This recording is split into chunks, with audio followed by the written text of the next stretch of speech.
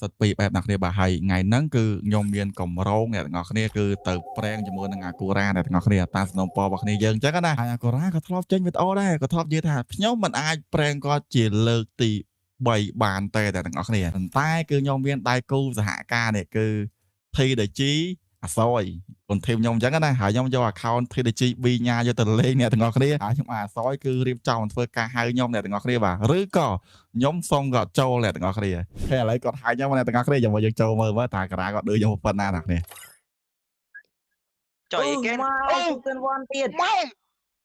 អូម៉ែលេខធូគិនវ៉ាន់ទៀត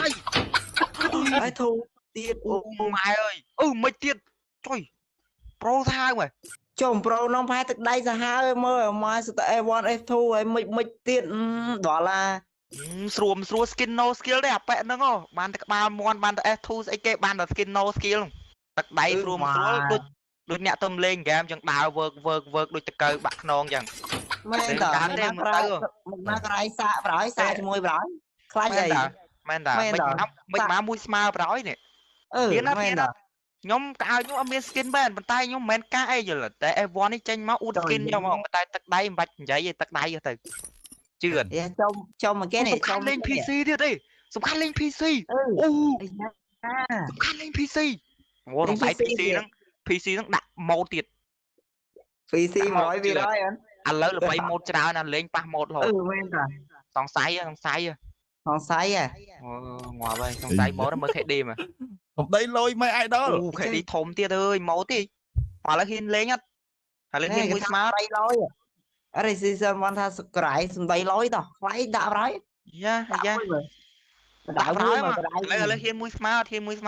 មើដាក់អូខេមកប្រូអាយ៉ាមួយស្មើតោះអាយ៉ាក្បាលមន់ហ៊ានមែន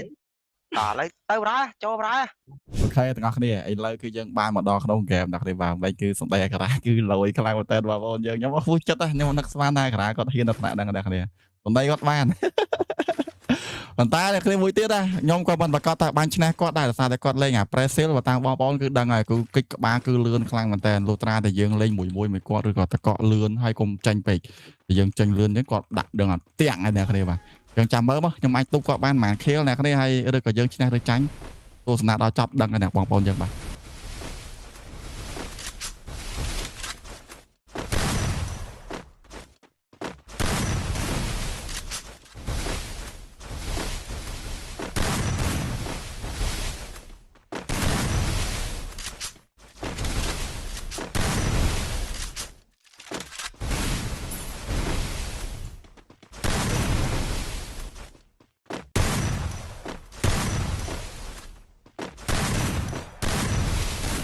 ងាប់ក្រាសួរមកប្រើ